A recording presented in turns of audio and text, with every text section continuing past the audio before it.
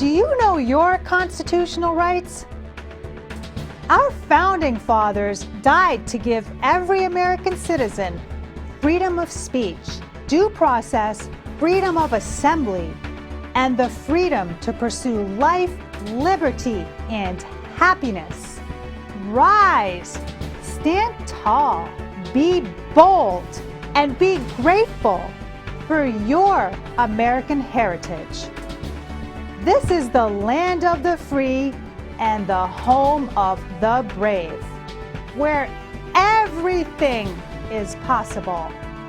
And we are the people.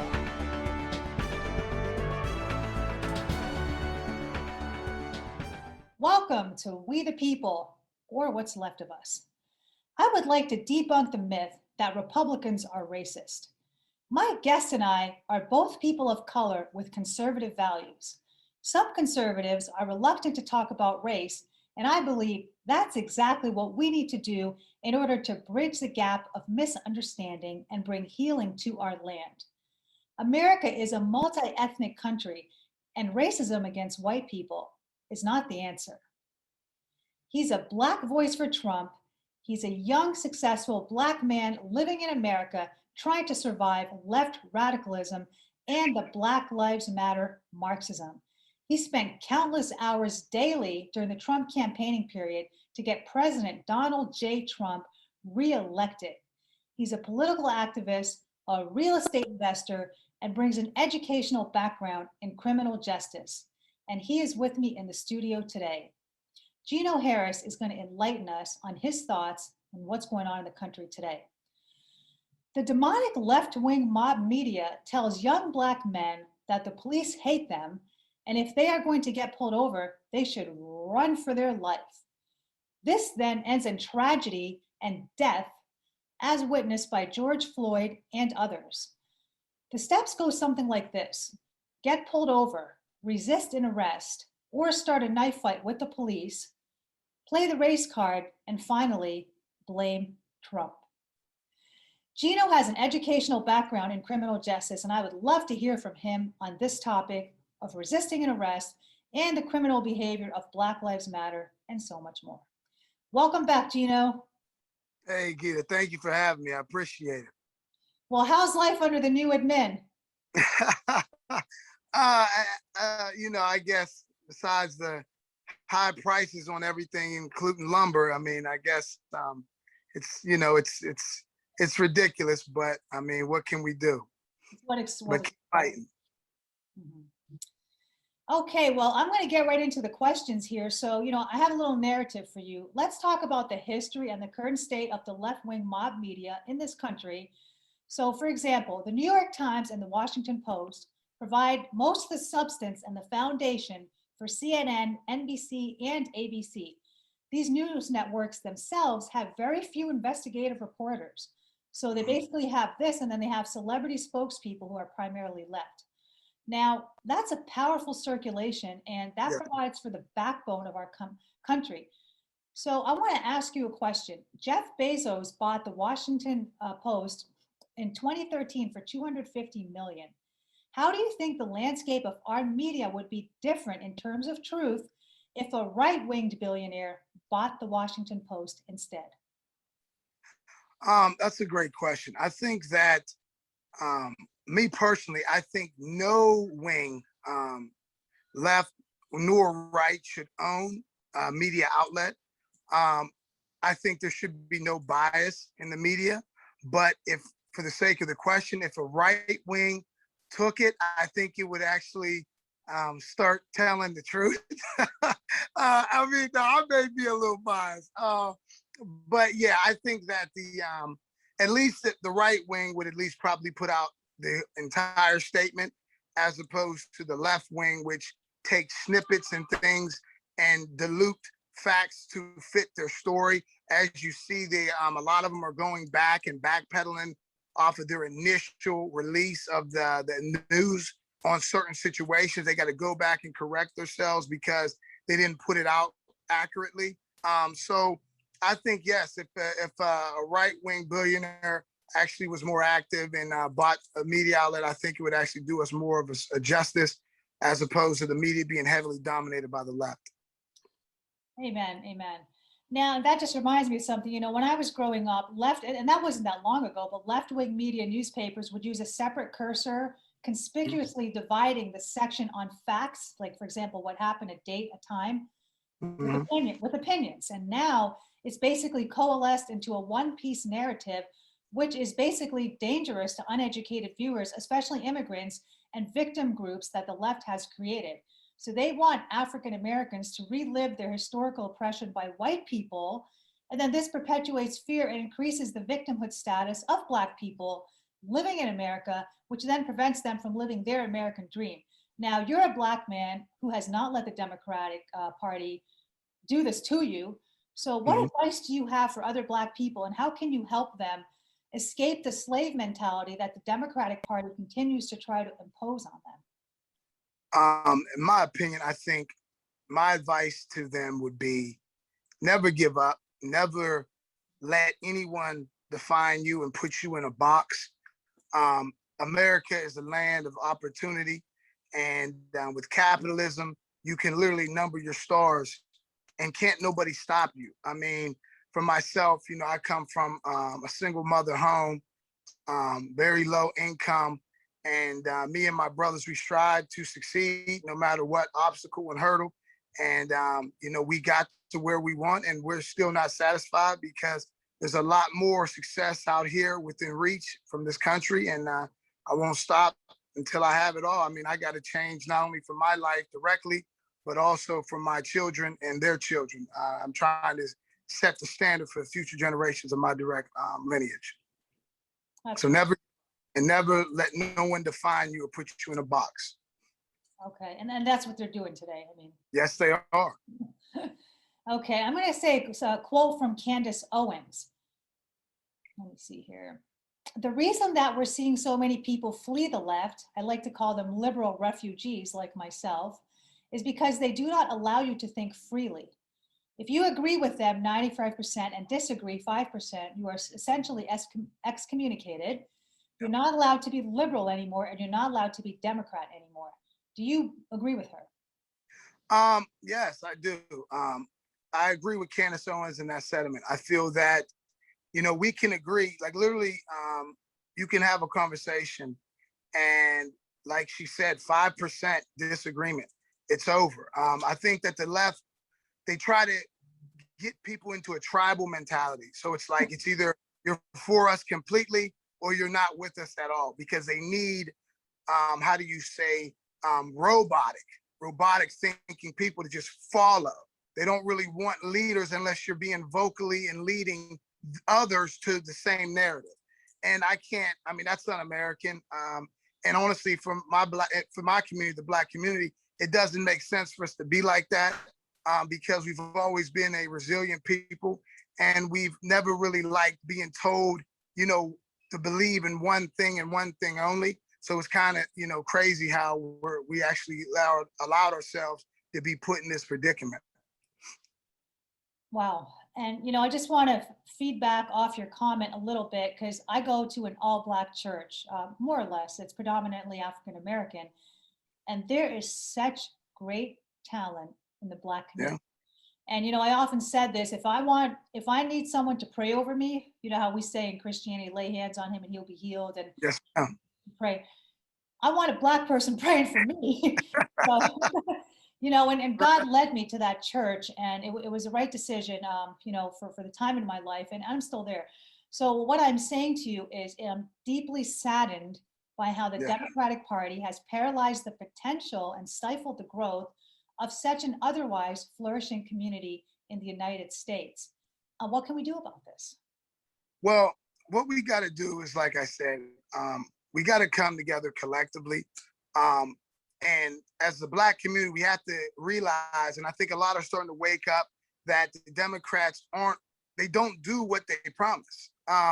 For example, the entire world watched our struggle last year for police reform, right? Now, whether you agree or disagree with that to an extent, that's fine, but the entire world, and I feel left and right, agreed with the George Floyd scenario was wrong. I think when it first happened, no one thought that it was justified. And out of that movement, what did we get? Nothing. Literally, it's almost the first 100 days in office, and Black people have got nothing, no specific bill at all. But other groups have got laws passed for them. That wasn't the spotlight of last year outside of COVID. So I think that the Black community is waking up to this, and they're realizing that the Democratic Party are liars. Hopefully they can shake that, grandma, mama instilled that into me. Hopefully they can shake that type of loyalty to them. Generational voting pattern. That's right, generational voting power. And also at the same token, I think that the Republican Party needs to continue what Trump started and keep pushing for the Black vote, for the right. So they have to keep what Donald Trump started with the Black voice for Trump. They have to piggyback off that and go full throttle, because the best time is now or never, honestly. Amen. And sadly, most African Americans who are voting, well, all who are voting left, don't know what Donald Trump did for the Black community. He did more, Right, possibly, than any other president, and we can talk a little more about that. Let me touch on Black Lives Matter while we're on this topic. So, I'm going to tell you what I think. So, I think that this is a domestic terrorist group, and they've become guilty of instigating hate crimes by encouraging violence towards white people and law enforcement bodies, as well as institutions such as burning down buildings and public property and looting. So how is that helping Black people? Do you think it's an organization that profits off innocent Black people and unsuspecting advocates of human rights? For example, if I'm a minority and I believe in human rights and I've dedicated my life to that, maybe I have a degree in this, so I'm going to join BLM. Maybe that's their poster child. I believe they should pay restitution for all the damage they've caused in the yeah. country, and I feel this is in a way, a sense of treason. And finally, I haven't found any of their teachings biblical in nature. So, as an African American, what are your thoughts on BLM? I agree with your sentiments. I think BLM, honestly, the organization is corrupt. As we're seeing, their top officials have been milking the money, skimming the money, buying mansions, taking trips. It was a joke. And honestly, BLM was nothing more than a shield for the Democratic Party to put in front to get their agendas passed. They did nothing for Black people. They were not proactive in any of these communities. They raised, millions and millions of dollars. Where did it go? It went all in the pockets of Democratic candidates. They should pay for all the damages because they were in line with Antifa. Now, whether they want to say, no, we were separate, you allowed them to pile in your ranks. You allowed them to instigate and agitate your peaceful protesters to partake in rioting. So you're just as guilty as Antifa to me. And I'm actually shocked that BLM is not held liable for the damages. And as you see, Breonna Taylor's mother called them out for using her daughter's name and not doing nothing on behalf of her daughter, which is very unfortunate that they, again, Democrats, BLM, exploit Black struggle, Black pain for their gain. Wow. Democrats exploit Black struggle, Black pain for their gain. Yes, ma'am. That's pretty deep, yeah. And that is what's happening. Back to BLM for a moment. Who are their followers? What do you think of their followers?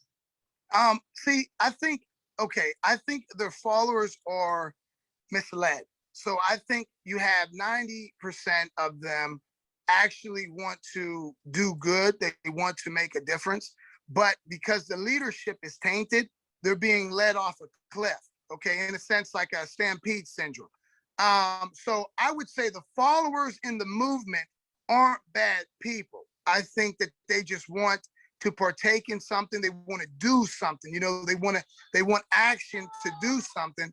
But the problem is because the leadership is corrupt, they're just leading them all astray, and that's how you get what you have. But I would say the people in the movement, from meeting some and actually having dialogue, they just want some change. They want to do some good, but that's not it.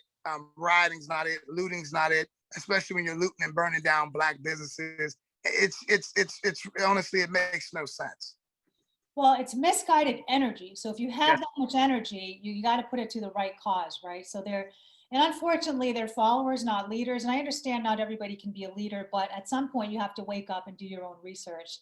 Right. Um, I believe BLM is using them. So Right. Yep. They're being manipulated, and it's unfortunate, but it's factual. A lot of their protesters in smaller cities, they were peaceful. Majority of the protests were peaceful, but it's so funny. Every major city, there's always a major riot, and that's by design. It's for shock and awe effect, honestly. right, it's by design, yeah. Because I Yes, ma'am. think their foundation was, I don't know what if that their foundation is based on love or justice. I mean, they say it is, but it sounds like there's perpetuating more racism in the country, which we can't. Oh, absolutely, absolutely. I mean, the issue is that the left want to keep us in the civil rights era, pre-civil rights era mentality, but yet it's funny because that party was the party that instilled systemic racism here. So it's like, it's funny, you want to keep us back by using dog whistle words like Jim Crow and this Georgia voting law, but yet y'all instilled Jim Crow. Y'all put Jim Crow in here. I mean, so it's like, it's kind of crazy. Just, I don't understand it, Geeta, and I think the issue is lack of education, lack of knowledge. A lot of people don't know the Confederates were Democrat. I mean, these things, we have to educate the people. And I think until then, they're going to keep on exploiting the ignorant. I'm going to chime in here. Disclaimer: Abraham Lincoln freed the slaves. Abraham Lincoln freed the slaves. Okay. And he was a Republican. Back to reality. Right. And I'm going to go with this. It is a lack of education, and that word education. All of our higher learning institutions in the United States are left leaning, and this is part of the inherent problem in our curriculum. And I did interview another gentleman on this who's running for school board, and this is what he discussed as well. So yes, it's definitely the educational problem, and it's at a grassroots level. There's a lot of work to be done. But if you do read for yourself and find out the truth, you will understand if you are being used and abused or not. All right, so I'm going to move into a very touchy subject here, and we're going to come back to the socialism and Trump in a moment, but let's talk about George Floyd. So I want to talk to you about resisting an arrest. You have a background in criminal justice theory, which is excellent for this topic. Now, I don't know if you've ever been arrested or anything like that. I'm a person of color, and if I get pulled over, I used to get pulled over a lot when I first bought my new car, and I didn't even realize I was speeding because the thing just goes so fast. Right. It was made for the American highway. But I did pay heavily for that, and I did, so I cleaned up my act. But when I got pulled over, I never resisted, and I always complied, even when it seemed a little scary. So I want to ask you, what role does resisting an arrest have with the end result and the tragedy of death? Because the left-wing mob media is telling Black people that the police hate them and they should resist and they should run. Okay, right. So now, is your question geared towards George's scenario or just in general resisting? Well, let's do, we can do general, because I know it wasn't just Floyd that passed away from this. There's been other incidents. I mean, even Right. historically. And, I'm not for that. I'm definitely not for killing people. But I'm Right. just saying that it does take two to tango, and we Yes, can't just right. always blame because there's Black police officers that have accidentally or inadvertently That's right. killed people. You start a knife fight with the police. How do you expect it to end well? Right. And absolutely, Geeta. I think the issue is that we've been so aggravated and agitated by the aspect of police killing Blacks that it becomes to the point where it really doesn't matter what he did. Honestly, you're just so defensive for people that look like you against the police because that's what you were programmed. When resisting arrest is a crime in itself, okay? Wow. So whatever the initial charge was that brought you, resisting is now an additional charge. We have to stop resisting, especially aggressively, because what happens is you're now putting the officer to make a decision, because when you're resisting and he has a weapon on him, that's a dangerous situation for us as well as them. So instead of resisting, we have to basically comply, which, hey, as long as they're being respectful, you be respectful. If they're not, Okay, they may have a complex, an authority complex. Okay, we'll deal with it later. But you don't want to take this situation to somewhere it doesn't need to go off the strength of you. And situations like the young man, Mr. Wright, who the officer pulled a gun instead of a taser and shot him, but he resisted initially. That officer is wrong professionally, and she should be held accountable for that. But Mr. Wright should not have resisted once being told he had a warrant. He should have just complied, because honestly, even though she made the greater mistake, his mistake led to that which cost him his life. We have to stop taking it to another level. We have to basically have some type of trust in the justice system to basically, if you feel you're not guilty, let the system play out, get a lawyer, a good lawyer to defend you, and try to win it through the system, because your life can depend on it when you're putting these officers in these predicaments. We don't know how they feel. We don't know how they respond. And honestly, based on policy and training, they have the discretion to do so as they feel. And we have to take that in consideration. Wow, I like what you said. Comply, then complain. And a wise man once said that many years ago. Comply, then complain. You can't take the law into your own hands and become a vigilante. And as you said, you have to trust the process. We don't live in a perfect world, but we do have some amazing institutions for justice. And then there's other institutions you can go to for checks and balances should you need justice. So it's just a matter of not reacting on the spot. And I do believe many lives would be saved. My heart does go out to the Floyd family, but again, right? And it's just that we can't keep pointing the finger, and we can't keep living in a victimhood status. And this, again, is being enforced by the media. When things like this with Floyd happen, it just perpetuates the insanity and the hatred of white people, of police officers, and that Black people have to be victims. And that's the truth. The thing is, though, is like with the George Floyd scenario, okay, it wasn't just white officers. You had a Black officer, you had an Asian officer, but now Chauvin was the face of it because, one, he was the superior officer, and also he was the one that was in the present by his neck area, kneeling on him. I just feel like with the George scenario, he did resist, not as aggressive, but he still wasn't complying, correct? And the thing is that the officers, though, to me, why I feel that those officers need to be held accountable, is that I feel that the cops failed to render him aid.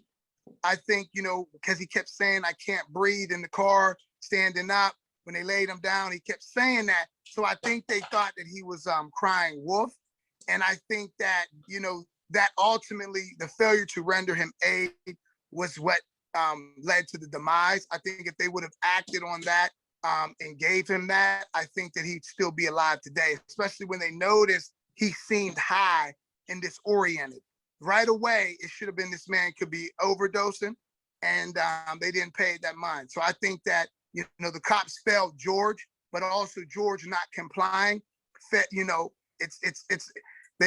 Everything goes in hand. You know what I mean? And again, the cops failed George. They were wrong more, but George's resistance and things of that nature led to that.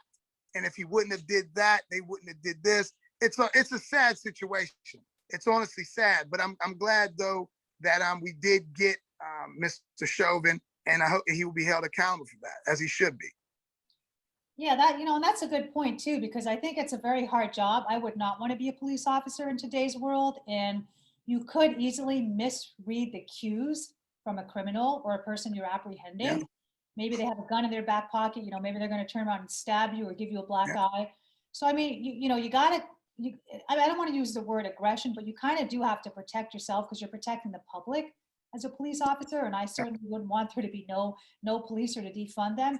And at the same time, like you said, you have to also be held accountable for murder. I know the outcome of his trial was very controversial. Many people are angry, many people are happy. So, I mean, we'll leave that where it is. But at the end of the day, I mean, I like what you said about, if you don't do this, they won't do that. I think it really takes a village to participate in something as bad as this, and to come out of the Floyd case and kind of just point one finger and say, well, see, they hate us. See, they're racist. No, That's not going to bring growth and change in this country because no. it's simply not true. And Geeta, to piggyback off that, see, I don't take that from that. See, the Right. George Floyd scenario, I didn't take that. I didn't take it as a race issue, especially when there was accounts that they knew each other prior and had a little rift. Not only the case that Chauvin had a record of being a disobedient and disorderly and reckless officer. Right. So it's funny though that if you look who runs Minneapolis, right? It's Democrat. Well, I think they're the I think the Black Lives Matter is running Minneapolis right now. and that's and they're Democrats too. And I think that the issue is it's funny that after the Philando Castile incident, which was in Minnesota, and you have George Floyd, and you have I think Mr. Wright, Devon Wright, was also this area. And it's so funny because they're ran by, I believe they're called the DFL, and they're Democrats. And it's so funny that that side preaches reform and things, but yet they're not passing nothing. They didn't take away impunity from these officers like Chauvin. They don't put a database that shows their track record. That man should have not have been employed. Chauvin should have been terminated. Because the Democrats did not do so, guess what? Look what happened. So to me, I blame the Democratic Party. I don't feel that the George Floyd issue was racist. How is it racist when you had black cop, Asian cop? I mean, you had the rainbow sitting on him or standing by. I mean, to me, I think that's an excuse to race baiting, and it needs to stop. I think that police officers, majority, are great people. I know many personally. I have a brother that is a police officer, and they're great people. I mean, they get into that profession to help people. Right. I think we need to stop looking at them as an oppressor, like this is 1955 Mississippi. This isn't that. I mean, these men are professionals, and I think that we need to enable accountability by, taking away impunity if found liable. And I think that solves it. I mean, I was a corrections officer in a prison, and it was a for-profit prison, and they told us off the rip in training, they said, hey, if you use force, you better be justified because these inmates can sue you. Geeta, I kid you not. They told us in training that we can be sued by the inmate if we use force unjustly. So I think in every profession, accountability is essential. And I think all we need to do is make something like that in place if found liable. That's all, problem solved. But the Democrat, they won't do that. Rand Paul suggested that we do that, and they didn't care. They want to pass the anti-lynch bill, which the lynching, attacking somebody based on race is already a federal offense. So to make a bill saying that is irrelevant when it already is a crime. We need to take away impunity, and I think you'd have difference. But also, the Black community has to stop looking at police as the bad guy, like our great grandfathers in the South. When it's two different scenarios, two different worlds, it's much different, and I think we need to take that in consideration. Wow, that's well said. And I also want to add that there's a lot of talent in the Black community. I want to repeat that because there's a lot of latent potential Absolutely. hidden. That there are so many great things that these, the community can do and excel in, not just the arts, the sciences, politics. Like you said, they would make great police officers. But again, they're being suppressed because everything starts in the mind. Everything's a mindset. And their mind is being crushed daily by the left-wing mob media. So the madness has to stop. All right, Gino. Well, thank you so much. We can definitely continue this offline. It was a pleasure to have you. I want to wish you all the best under this administration, and let's be back in touch soon. God bless. Thank you, Geeta. I appreciate you. God bless you. God bless all America. Thank you. We'll catch you next time, folks. Thank you for watching.